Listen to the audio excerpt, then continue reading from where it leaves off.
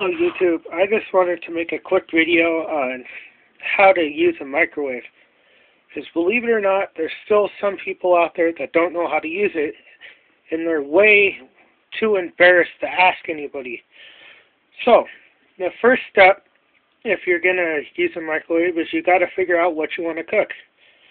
In my case, I'm going to have some pizza rolls. So, you put the pizza rolls in the microwave. Close it.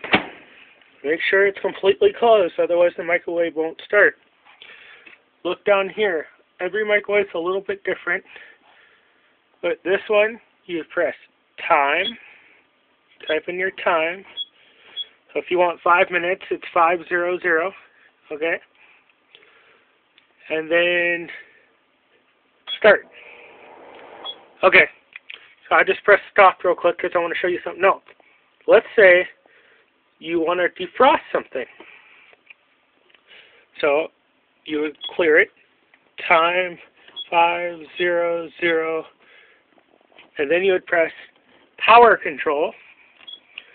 Then go down here to defrost, and then that shows 30 up there, and it shows 30 down here for defrost. Then you go start, and then it doesn't cook at full power.